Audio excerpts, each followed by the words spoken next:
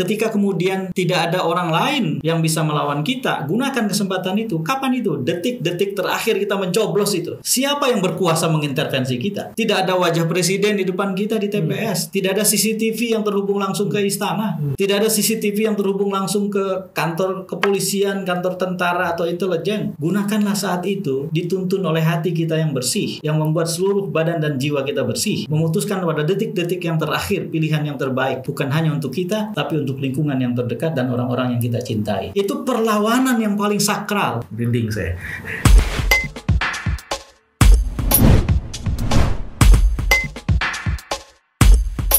Bismillahirrahmanirrahim. Assalamualaikum warahmatullahi wabarakatuh. Teman-teman, jumpa lagi di channel ini, channel kewarasan. Meluaskan, meningkatkan, dan memperbesar kewarasan itu. Dan punggawanya hari ini nggak main-main. Saifullah Fatah. Assalamualaikum, Mas. Waalaikumsalam warahmatullahi wabarakatuh. Kenapa agak mukanya agak sedih-sedih gitu, walaupun tersenyum ya? Rasanya tidak patut kalau kita hanya menyisakan senyum di wajah kita, sementara keadaan tidak baik-baik aja. Iya. Itu sebabnya Kang Ep ini pandai menyembunyikan. Saya tahu di beberapa statementnya tuh kemarahannya tuh sudah sampai di ujung-ujung gitu. Tapi masih bisa tersenyum. Dalam bahasa gerakan atau bahasa politik, sebetulnya kita harus membedakan dua istilah yang berbeda, marah dan melawan. Kita itu terlarang untuk marah sebetulnya. Oke. Yang harus kita lakukan itu melawan. Oke. Kalau marah itu tidak punya agenda, emosional. Dan biasanya gampang diselesaikan oleh hadiah-hadiah jangka pendek yang artifisial. Itu marah. Gampang di stopnya gitu. Gampang di stop. Jadi kalau ada demonstran itu, kita bisa tahu tuh di kemudian hari mereka itu sedang marah atau melawan. Kalau misalnya mereka sedang melawan korupsi, koruptornya siapapun mereka turun ke jalan. Tapi kalau mereka sekedar marah, ketika koruptornya satu suku dengan mereka malah aman dia. Demonstrasi dengan paguyuban sukunya dan mengatakan bebaskan orang itu gitu. Nah itu sedang marah orang itu. Oh gitu ya. Itu bedanya. Kalau melawan punya agenda. Jangka pendek, jangka menengah, jangka panjang. Dia punya banyak pertimbangan. Jadi bukan sekedar ikatan emosi yang membawa dia pada posisi itu. Itu juga dengan istilah musuh dan lawan. Lawan tanding itu bagus gitu. Kalau musuh itu ya nggak benar. Dan biasanya kalau dia permusuhan ujungnya bisa kriminalitas, kriminalisasi. Dan berlawanan itu tidak harus memusuhi. Betul. Oke. Dan salah satu wujudnya pemilihan umum. Nah ini menarik ya. Pemilihan umum biasa disebut sebagai tahun politik. Dan tahun politik sebenarnya tahun harapan. Karena kita mengharapkan betul muncul satu pemimpin yang mampu mendapatkan amanah untuk 5 dan 10 tahun ke depan, paling tidak 5 tahun ke depan itu.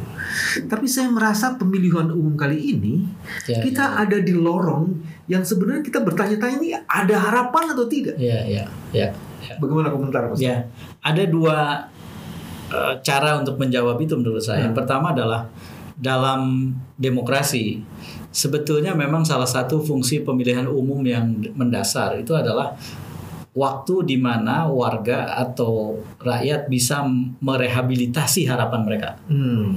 Jadi harapan-harapan yang bertepuk sebelah tangan selama 4 tahun atau 5 tahun sebelumnya, lalu kemudian menyebabkan kekecewaan yang meluas pada mereka, itu terrehabilitasi ketika mereka diberikan hak konstitusional untuk datang ke TPS, untuk ikut pemilu dan menentukan masa depan.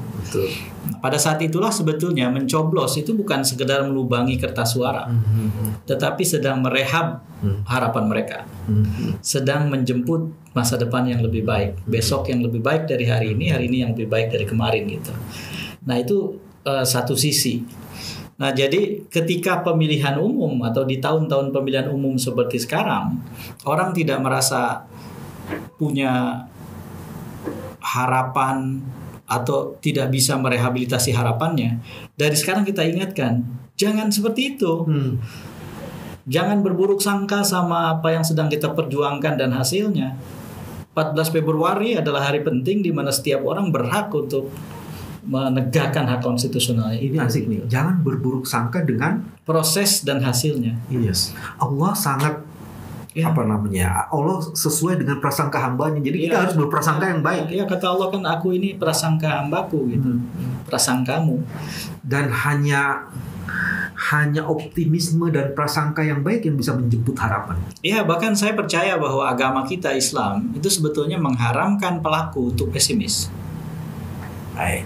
Sekalipun ya dalil persis seperti itu barangkali tidak ada secara harfiah gitu ya. Tapi kalau kita lacak dari banyak sekali ajaran, saya yakin bahwa sebetulnya kalau kita jadi pelaku, haram kita pesimis. Dari awal yang harus ditanam sebagai modal dasar itu adalah keyakinan bahwa proses kita yang mulia akan terjaga dan berhasil, hasilnya akan yang terbaik. Pelihara itu terus. Nah, berkaitan dengan lorong tadi, sepertinya kita ada di lorong yang tidak ada harapan. Kita tidak boleh jadi warga negara yang punya perspektif seperti itu. Bahkan ketika ada dalam gelap, maka kita harus tahu tugas kita adalah menyalakan lilin dan bukan mengutuk kegelapan.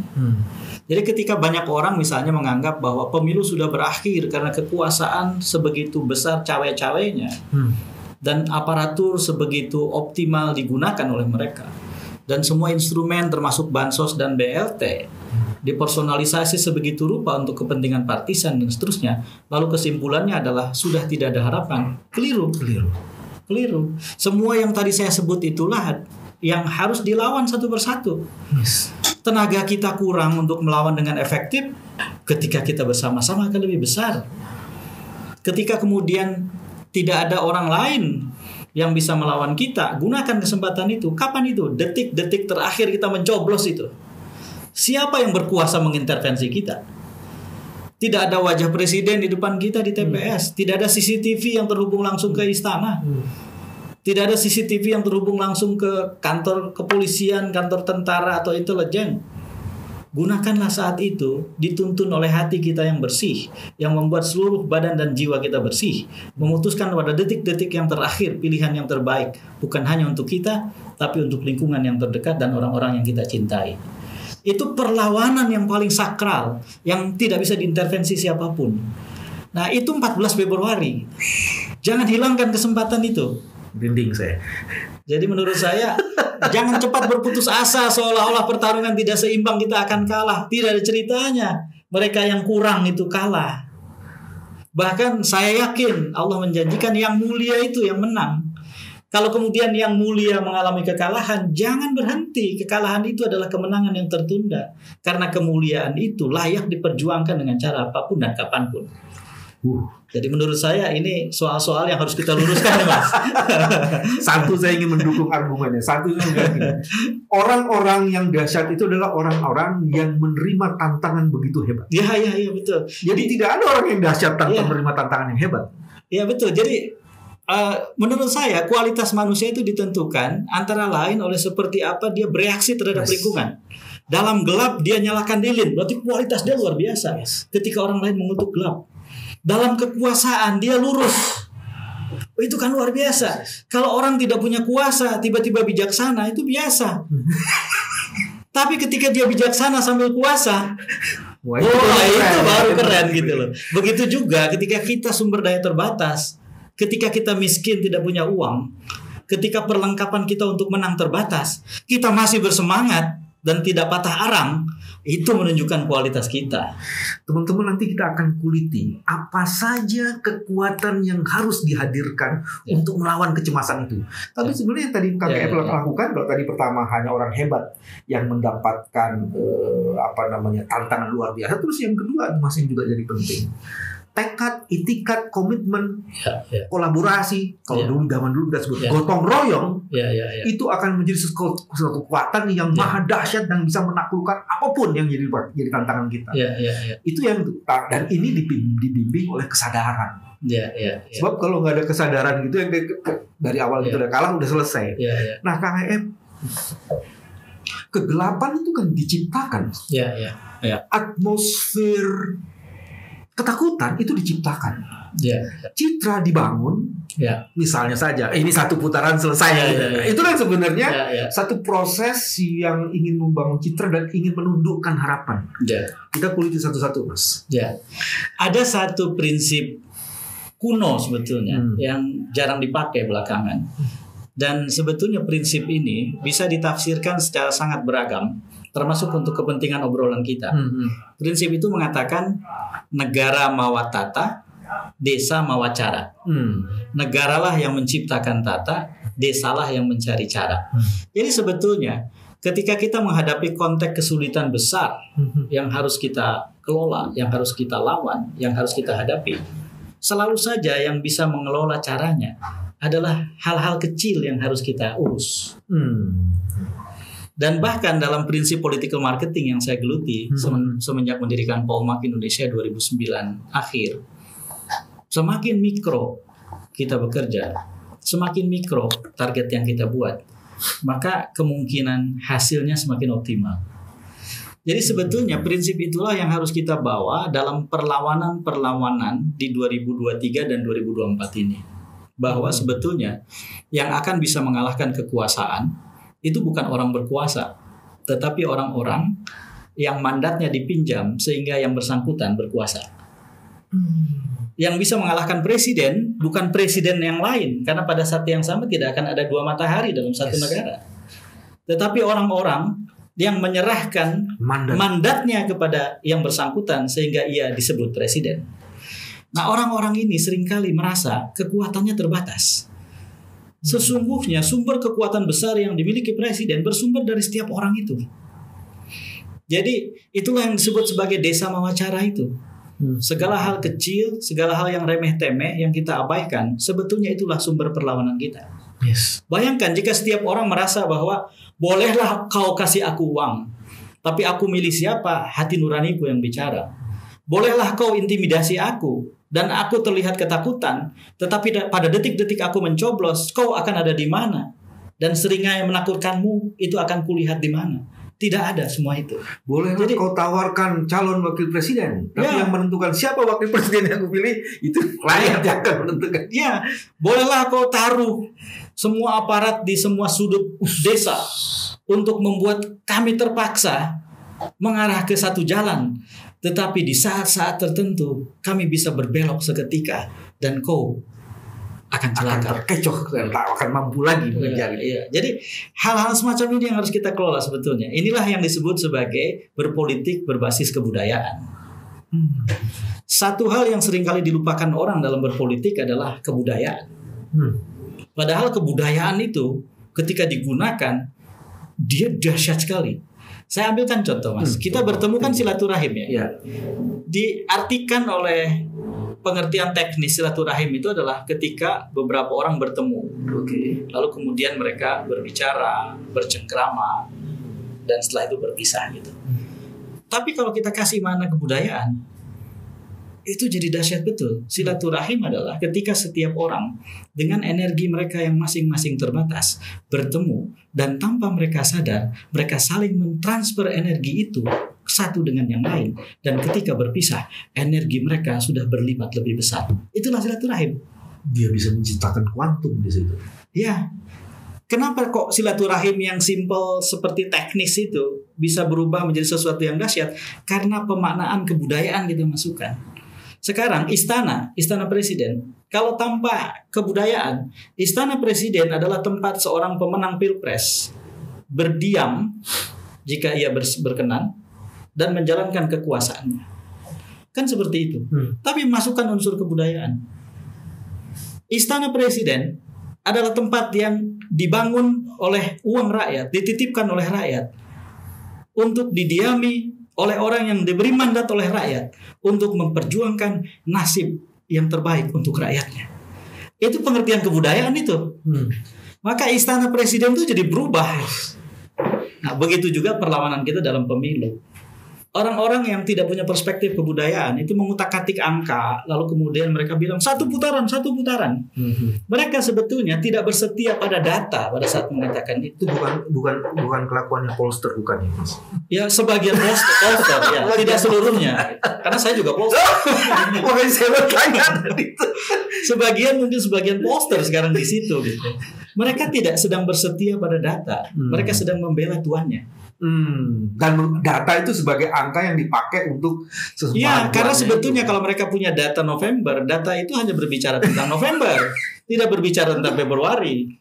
Dan mereka sembunyikan sejumlah hal yang sebetulnya sangat penting berpengaruh pada Februari itu. Contoh, di data kami ketika kami melakukan 32 survei di 32 provinsi, satu provinsi 1.200 responden, kami temukan ketika ditanya jika pemilihan presiden diadakan pada hari ini, pasangan capres-cawapres manakah yang ibu bapak saudara pilih? Nah, muncullah angka elektabilitas. Habis itu kami tanyakan, apakah pilihan ibu bapak saudara tersebut sudah tetap atau masih mungkin untuk berubah? Kita lihat lagi datanya. Maka ketemulah angka bahwa mereka yang belum memutuskan atau merahasiakan pilihannya itu memang sudah tinggal sedikit, di bawah 15%. Tetapi ketika dilacak datanya, berapa persen dari pemilih Ganjar Mahfud MD yang belum tetap pilihannya? Berapa persen dari pemilih Anies Baswedan Muhaimin Iskandar yang belum tetap pilihannya? Berapa persen dari pemilih Prabowo dan Gibran yang belum tetap pilihannya? Jumlahnya itu hampir 43% total dengan yang belum memutuskan. Itu artinya pertarungan masih sangat cair, bos. Yes. Dan jangan mimpi satu putaran gitu. Dengan keadaan itu berarti kalau memang mau dipaksakan satu putaran, ada hal-hal luar biasa, extraordinary yang harus dilakukan, yang kemudian membuat kita jadi berjaga-jaga, pasang kuda-kuda. Enaknya ada teman-teman pollster yang begitu bersemangat mengkampanyekan itu. Mereka itu bukan sedang memaparkan data, Mas. Mereka sedang berkampanye sebetulnya. Enaknya ada teman-teman pollster yang semacam itu adalah itu semacam alarm buat orang-orang yang waras. Jadi kalau podcast ini merasa bertugas untuk menjaga kewarasan, ya ini fungsinya sekarang. Orang-orang waras itu yang harus kita bangunkan. Oh, jangan, masih cair. Bahkan Mas, di survei yang sama itu ada pertanyaan, kapankah ibu bapak saudara akan memfinalkan pilihan ibu bapak saudara? Di atas 20%, sedikit di atas 20% mengatakan di hari H. Hampir 6% mengatakan di masa tenang. Artinya 11, 12, 13 Februari dan 14 Februari itu berkumpul 26, sekian persen orang yang akan memfinalkan putusannya. Jadi tugas setiap paslon sekarang sebetulnya adalah, kalau dia sadar data, dia jaga itu sampai saat terakhir, lalu kemudian dia harus berbuat yang sebaik mungkin. Nah, jadi tidak ada cerita satu putaran kita gampang loloskan begitu saja jadi narasi publik. Mas Ep, jadi apa yang mesti dilawan? Pertama tadi pikiran yang mencoba merusak kesadaran kita dan harapan. Itu yang sekarang kita lagi diskusikan. Betul. Itu harus dilawan. Jadi satu pura lalu selesai itu bohong dan omong kosong sekali menurut data-data tadi. Tapi kan harus diturunin. Saya mau belajar dari ininya Kang Ep. Harus diturunin sampai yang kecil tuh. Kecil-kecil. Siapa yang harus kita identifikasi? Ini yang harus diperhatikan. Supaya kemudian strategi untuk memenangkan calon yang pantas dimenangkan itu betul-betul bisa dilakukan. Yang pertama yang sebetulnya pada level yang tertinggi menurut saya dari perspektif kebudayaannya itu adalah bahwa tirani yang paling berbahaya buat setiap orang bukanlah tirani yang ada di luar dirinya, tetapi yang bercokol di kepalanya.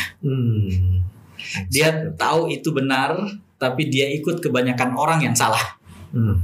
Dia tahu jalan yang lurus, tapi dia bengkok karena setiap orang kok mendorong dia ke jalan yang bengkok.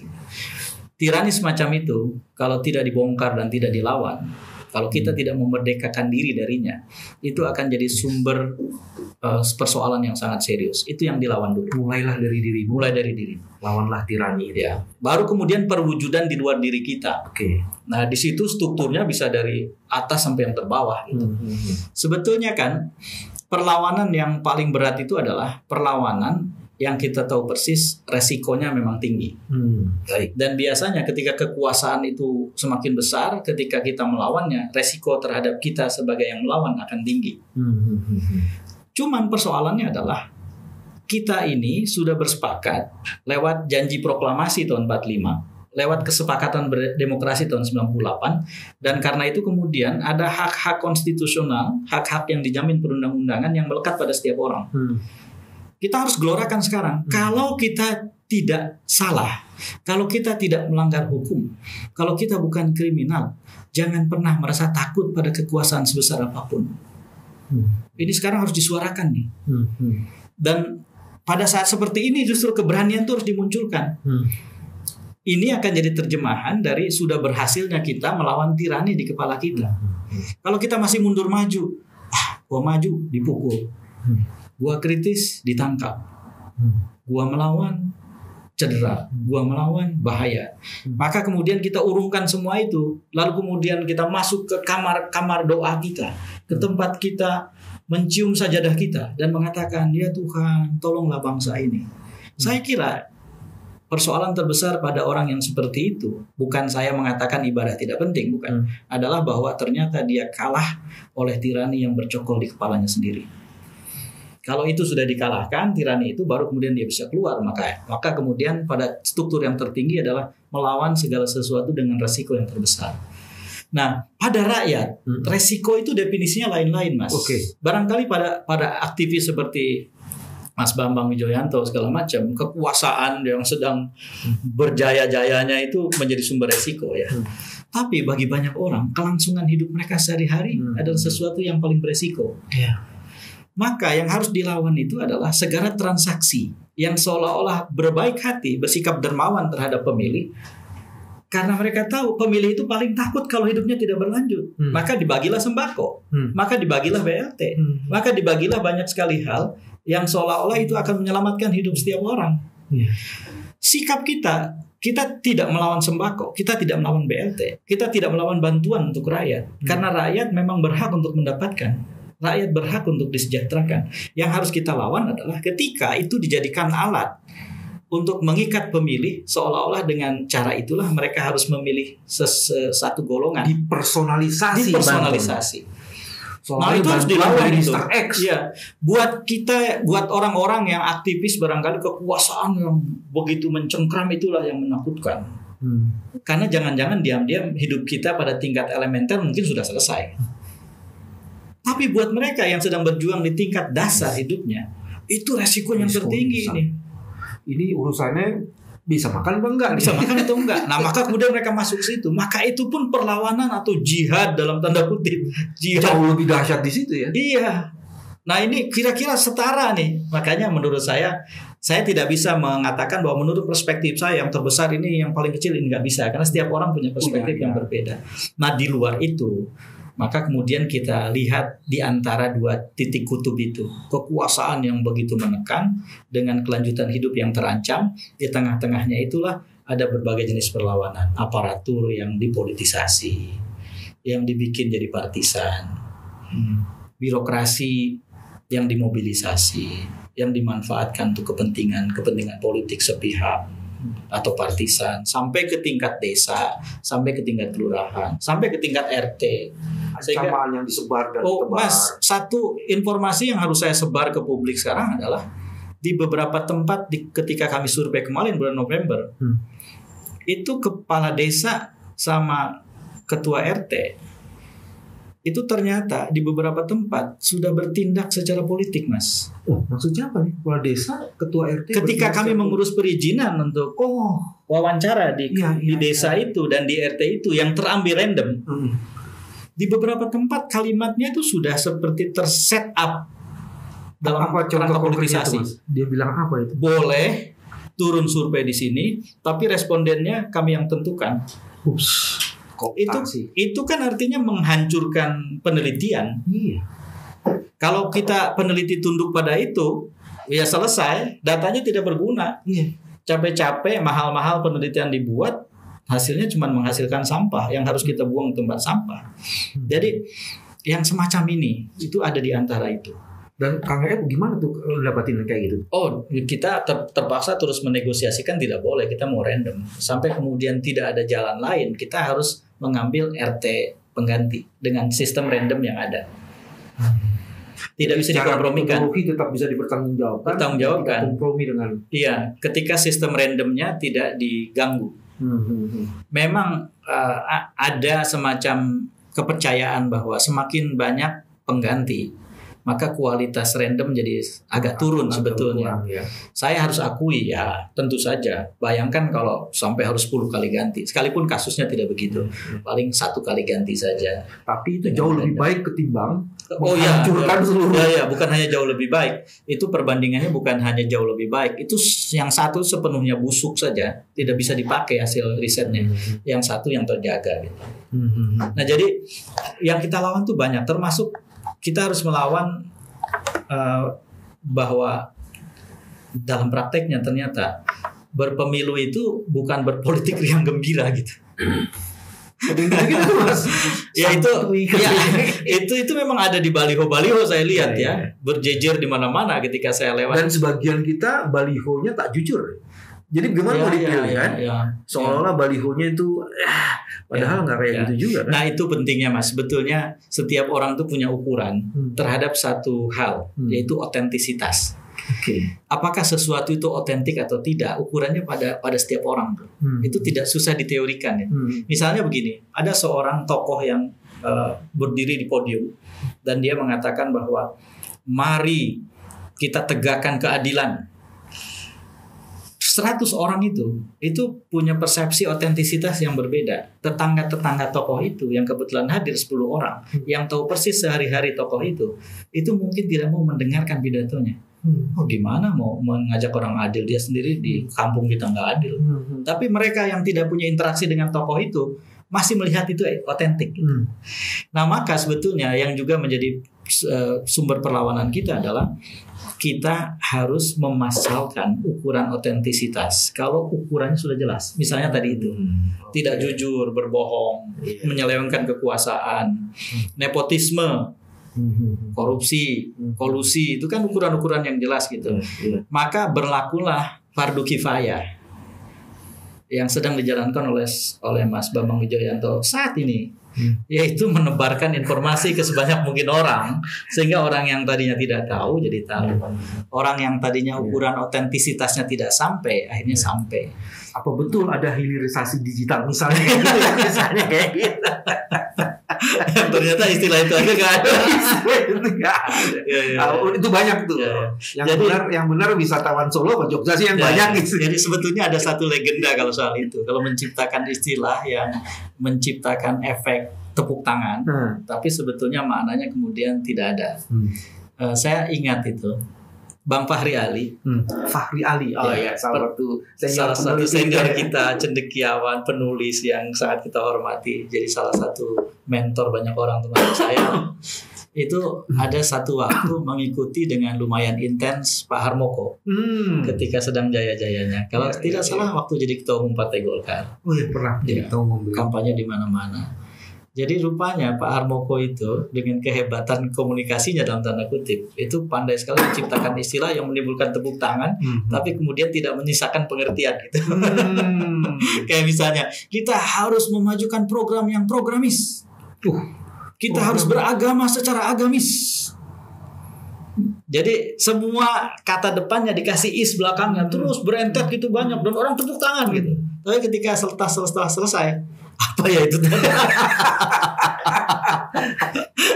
Nah, kalau kemudian debat di tingkat pilpres, di tingkat debat antar calon presiden atau wakil presiden itu membawa-bawa suasana seperti itu, ya nggak patut lah.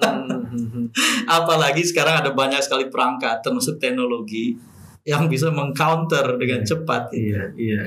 Satu singkatan dimunculkan, ternyata ketika ditanya ke artificial intelligence aja nggak tahu karena nyebutnya salah gitu. Ketika penyebutannya dibetulkan, dia muncul beda lagi. Pengertiannya beda lagi. Ketika kemudian baru Islamic finance atau ini baru muncul itu gitu kan. Jadi ya yang semacam itu sekarang menurut saya akan dikritisi dengan cepat oleh warga negara ya. Jadi sekarang kalau kita memulai tadi kesadaran sudah kita bongkar, kita harus punya keberanian karena sekarang atmosfer apa namanya of fears itu ketakutan itu juga ditebarkan. Nah terus sebenarnya apa langkah-langkah strategik lain ya Mas ya? Kan sekarang betul. Bolehlah engkau memutuskan mencoblos. Tapi sebenarnya yang menentukan perhitungan suara itu badan penyelenggara pemilu gitu kan? Ya. Memang dalam level teknis kita itu menghadapi 3 fase peperangan. Fase perang sebelum tanggal 14, fase perang tanggal 14, fase perang setelah itu. Itu 3 fase yang berbeda-beda. Saya sebut perang di sini dalam pengertian yang netral, yang dingin.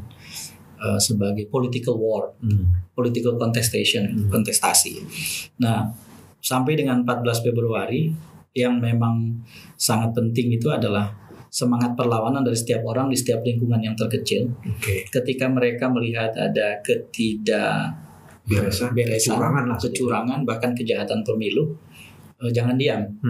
Karena kejahatan yang didiamkan itu artinya menyiram kejahatan itu dengan pupuk yang terbaik untuk menyuburkan kejahatan. Menyuburkan kejahatan. Nah, ini penting. Indonesia itu masih cukup panjang jalannya untuk menjadi negara dengan suasana pemilu yang ideal dalam soal ini. Suasana pemilu yang ideal itu adalah ketika setiap pemilih adalah menjadi pemantau. Di beberapa negara seperti negara-negara Eropa Utara, undang-undang pemilihan umum atau undang-undang politik mereka itu sudah menjamin setiap orang untuk menjadi pemantau. Dan ketika misalnya seorang calon pemilih tidak terdaftar di satu TPS yang di sana semuanya sudah terdigitalisasi, maka yang bersangkutan si pemilih yang haknya dicederai itu bisa langsung mengajukan ke pengadilan, dan pengadilan bisa memberikan hukuman yang berat kepada panitia penyelenggara setempat. Nah, kita masih jauh jalan ke sana, tetapi menurut saya tidak ada kelirunya jika kita kobarkan semangat ini. Setiap orang harus jadi pemantau, setiap orang proaktif. Artinya kita tahu ada partai, kita tahu ada jaringan relawan yang dimiliki kandidat, yang dimiliki partai, yang dimiliki berbagai instrumen politik lain. Tetapi kalau setiap orang mengaktifasi dirinya, maka dampaknya itu lebih dahsyat. Kalau di sini saya stop, jadi jangan diam, lawan dan laporkan. Caranya laporkan. Dan fardu kifayahnya yaitu kewajiban pada sebagian orang adalah terus informasikan kepada mereka cara melapornya bagaimana, deadline-nya atau tenggatnya itu tidak boleh lewat dari berapa hari setelah kejadian dan lain-lain karena itu ada aturannya. Ini nanti kita secara khusus akan bahas ini. Kebetulan saya terlibat di situ. Nah, makanya bagian pertama itu ya. Jangan diam, laporkan, lawan. Ya. Lalu kemudian menurut saya kita harus merebut kembali aparatur negara dan mengembalikan mereka ke tempatnya yang paling mulia. Semua aparatur negara adalah pelayan rakyat. Mereka sahabat warga negara. Mereka bekerja untuk semua. Mereka haram hukumnya karena memakan uang dari uang negara yang sebagian terbesar datang dari pajak rakyat untuk kemudian berkhianat pada kewajiban-kewajibannya dan menjadi kekuatan partisan. Cara untuk ini banyak. Antara lain misalnya jika dari sekarang semua pihak selalu menyerukan dengan bahasa yang santun, hal yang seperti yang kita sedang katakan. Polisi, tentara dan semua aparat, para birokrat bekerjalah dengan menjaga kemuliaan. Perintah komandan, perintah siapapun bisa jadi datang, tetapi memutuskan seberapa jauh Anda bekerja atas perintah yang salah, disitulah letak kemuliaan. Independensi dan netralitas ya. Dan saya yakin selepas pemilu nanti ketika polisi dan tentara ternyata menjaga netralitasnya, berfungsi sebagai penjaga semua orang, kecintaan warga, kecintaan rakyat pada mereka akan semakin berlipat. Dan bayangkan itu akan jadi sumbangan yang luar biasa untuk membuat tugas mereka semakin sukses di kemudian hari. Bukan sebaliknya. Tetapi kalau sebaliknya yang terjadi, mereka partisan dan seterusnya, mereka akan terlindas oleh zaman karena kekuasaan itu berganti-ganti. Dan sehebat apapun kekuasaan yang bekerja sekarang dengan berbagai cara ikut mengendalikan, termasuk menentukan hasil akhir misalnya, kita kan tahu ada sang maha pembuat makar yang tidak bisa dilawan oleh siapapun. Dan menurut saya hukum bekerjanya sang maha pembuat makar ini tidak bisa kita jelaskan karena kita tidak punya daya jangkau ke situ. Tapi kita harus meyakini itu, saya mengimani itu. Dan karena itu di beberapa kesempatan selalu saya sampaikan adalah sulit untuk membuat saya pesimis. Bukan karena saya hakul yakin bahwa si A, si B, si C atau siapapun akan menang dan kalah, bukan. Tetapi saya yakin bahwa saya bersama dengan semua yang lain bukan penonton. Dan tugas kita bukan sebagai penonton adalah mengerjakan apa yang bisa kita kerjakan. Sekecil apapun kontribusinya itu pasti ada karena manfaatnya. Yang diminta itu adalah ikhtiarmu. Hasilnya itu bukan kamu yang menentukan. Iya, betul. Dan biasanya yang kita yakini selama ini terjadi kan adalah hasil itu tidak pernah berkhianat pada ikhtiar kan. Jadi yang kedua itu Mas, menurut saya yang kedua setelah mengaktifasi semua orang menjadi bagian itu adalah yang kedua, mari kita upayakan bersama-sama mengambil alih kembali para aparatur ke tempat mereka yang paling mulia. Bukan untuk kita, untuk siapapun, bukan untuk paslon manapun, tapi untuk kepentingan yang jauh lebih besar. Kemuliaan aparatur dan kemuliaan negara yang kita perjuangkan. Terus yang berikutnya menurut saya yang amat sangat penting sebelum tanggal 14 Februari itu adalah melawan personalisasi bantuan sosial, BLT dan lain-lain. Jika itu terjadi, sekali lagi, karena saya belum pernah menerima ke rumah saya ada orang kasih BLT atau bansos terus personalisasi gitu. Tetapi itu kan sudah beredar kabar di mana-mana. Kalau benar itu terjadi, maka itu harus dilawan. Bansos itu dari negara, bukan dari seseorang. Sebut aja misalnya bukan dari Pak Jokowi, tapi dari Presiden Republik Indonesia. Iya, dan sebagai kepala negara. Bahkan bukan kepala pemerintahan, kepala negara. Karena dua kapasitas itu berbeda. Dan ketika jadi kepala negara, presiden itu sebagai kepala negara bukan hanya harus non partisan dalam istilah saya, tapi beyond partisan. Ada di atas semuanya, bukan sekedar non partisan. Dan ini penting untuk disuarakan. Lalu kemudian setiap orang itu harus mau terlibat menjalankan fungsinya mereka masing-masing dalam posisi-posisi yang berbeda, mulai dari jadi saksi di posisi manapun, jalankan dengan penuh tanggung jawab, menjadi penyelenggara pemilu dari tingkat TPS ke kecamatan, ke kabupaten kota, ke provinsi, ke tingkat nasional di KPU RI, menjadi Panwas, menjadi bagian dari Bawaslu dan terus strukturnya ke bawah dan lain-lain. Itu semua memang harus dijalankan. Nah, kita pakai bahasa seperti menyerukan sekarang. Karena saya percaya, Mas, semua yang kita sebut itu manusia. Manusia yang punya hati, manusia yang sebetulnya punya Tuhan, manusia yang tahu persis mana yang benar dan mana yang salah. Dan ketika mereka hilap sekarang, kehilapan mereka itu ada batasnya, yaitu ketika mereka tersadar. Jadi kata-kata seperti ini tidak pernah sia-sia menurut saya. Karena ketika kata-kata itu didengar pada waktu yang tepat, pada momentum yang tepat, bisa jadi dia menyadarkan. Oh iya ya, minimal aja orang jadi nonaktif dari bagian dari kejahatan pemilu menjadi nonaktif, kan itu sudah kemenangan juga. Tidak harus berbalik dia melawan kejahatan pemilu, tidak usah sampai sedramatis itu. Orang yang menjadi bagian dari kejahatan pemilu menonaktifkan dirinya. Saya mau cerita, Mas, di satu pilkada di hari H, saya ada di rumah kandidat. Ini pilkada satu kabupaten lah, tidak usah saya sebut ya. Terus kemudian saya menjadi saksi hidup bagaimana beberapa orang datang membawa uang beberapa juta yang dia terima dan dia serahkan sebagai tanda bukti bahwa dia tidak bersedia terlibat dalam urusan ini. Dan kemudian ketika klien saya ini menjadi bupati di tempat itu, uang-uang itu disimpan sama dia, ditaruh dalam satu kotak, jadi kayak monumen. Ada orang yang seperti itu loh. Monumen kewarasan itu. Apakah orang yang datang ke rumah kandidat itu orang yang tidak perlu uang? Enggak. Mereka perlu uang. Tapi pada saat itu hati mereka terbuka. Dan tiba-tiba hati yang terbuka itu membuat mereka menolak dan membawa uang itu ke kandidat yang akan jadi korban itu. Ini kebetulan head to head. Dan lawannya itu didukung oleh incumbent gitu. Incumbentnya cawe-cawe. Yang maju adalah sekretaris daerah. Incumbentnya cewek-cewek dengan dana tak terbatas pula gitu. Mungkin di situ sih terbatas. Nah, jadi menurut saya ini penting.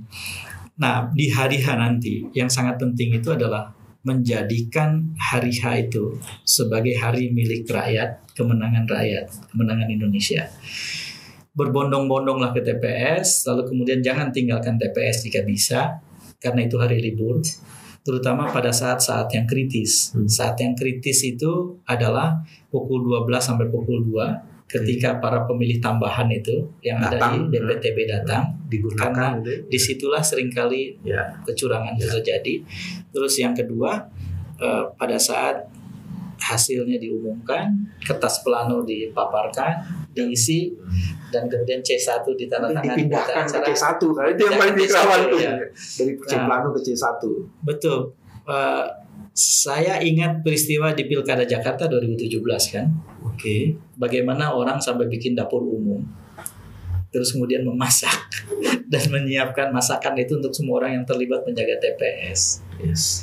Bagaimana orang di putaran kedua terutama itu menjaga betul TPS-nya, seolah-olah itu barang yang sangat berharga, yang kalau mereka meleng sedikit maka akan ada maling masuk gitu, mencuri, dan memastikan TPS itu hasil itu dibawa ke tempat dan itu tidak ditukar dalam proses berjalan. Itu dia di tempat-tempat tertentu sulitnya, ada kesulitan geografis kontrol area di ujung itu.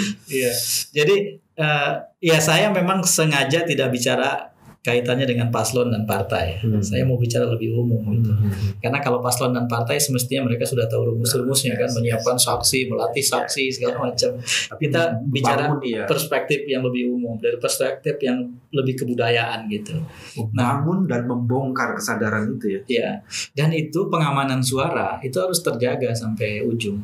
Memang harus ada kolaborasi dengan paslon, dengan partai koalisi dan partai-partai untuk pileg ya. Kalau saja mereka punya sistem yang bagus, yang sekarang bisa menggunakan IT, teknologi, dan dengan sistem itu mereka bisa memantau real time semua perhitungan di TPS, yang kemudian mereka bisa pindahkan dengan cepat, dan itu secara teknologi sangat mudah sekarang dilakukan.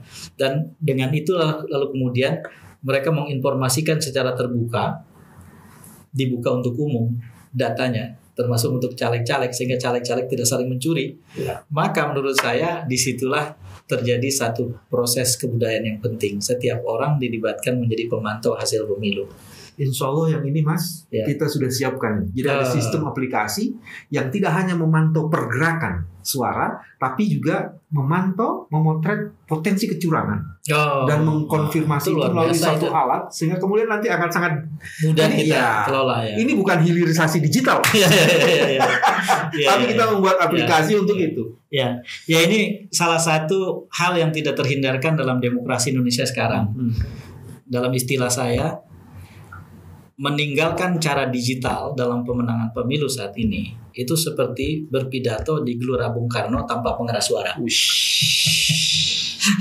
Sehebat apapun kemampuan orasi kita, sehebat apapun diksi kita, sehebat apapun kita melampaui Bung Karno misalnya ketika berpidato di Gelora Bung Karno tanpa pengeras suara, tidak ada yang bisa dengar. Jadi menurut saya memang ini penting. Nah, ini kehebatannya teknologi itu adalah daya jangkaunya masif, dari sisi kecepatannya real time, dari sisi harganya memurahkan dan bisa melibatkan masyarakat secara masif gitu. Nah, kalau sistem ini masih ada waktu nih Mas. Masih ada waktu 50 hari ya. 7 minggu ya. Ya 50 hari kira-kira ya. Ini masih bisa diupayakan. Sekali lagi saya kira kita berdua sudah sepakat lah. Sulit membuat kita pesimis kan. Karena waktu masih tersedia, dan sependek apapun waktu, kalau kita optimalkan pasti hasilnya optimal. Kesadaran ini harusnya membuat kewarasan kita bertambah. Tak ada yang bisa tidak dilakukan. Allah sesuai tersangka hambanya. Terima kasih, sampai ketemu lagi. Assalamualaikum warahmatullahi wabarakatuh. Waalaikumsalam warahmatullahi wabarakatuh.